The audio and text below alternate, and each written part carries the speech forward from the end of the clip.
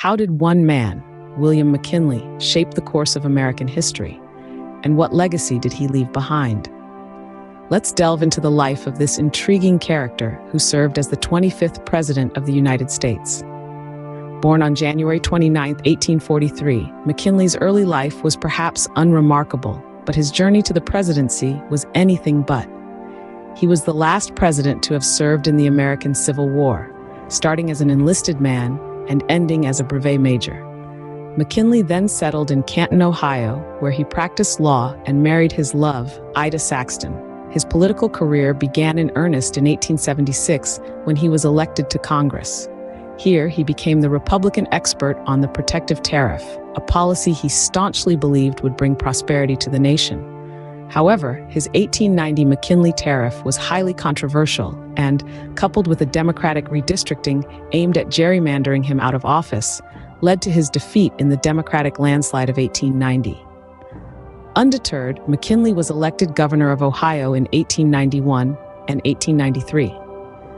His moderate stance between capital and labor interests won him support, and he secured the Republican nomination for president in 1896. The country was in the grip of a deep economic depression, but McKinley defeated his Democratic rival, William Jennings Bryan, promising sound money and high tariffs to restore prosperity. His presidency, beginning in 1897, saw rapid economic growth. McKinley promoted the 1897 Dingley Tariff to protect manufacturers and factory workers from foreign competition, and in 1900 ensured the passage of the Gold Standard Act. He was a leader who tried to avoid conflict, hoping to persuade Spain to grant independence to rebellious Cuba without conflict. But when negotiations failed, he requested and signed Congress's declaration of war to begin the Spanish-American War of 1898. The victory was quick and decisive. As part of the peace settlement, Spain handed over its main overseas colonies of Puerto Rico, Guam, and the Philippines to the United States. Cuba was promised independence, but remained under the control of the United States Army. The independent Republic of Hawaii was also annexed in 1898, becoming a United States territory. McKinley won the 1900 presidential election against Bryan once more, but his second term was tragically cut short.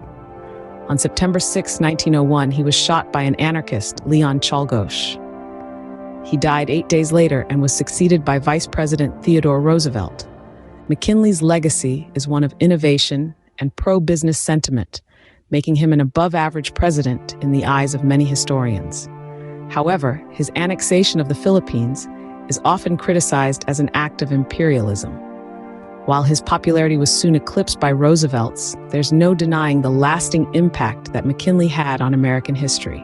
From his protective tariffs to his interventionist policies, his decisions shaped the nation and its place in the world. And that in itself makes him a figure worth remembering.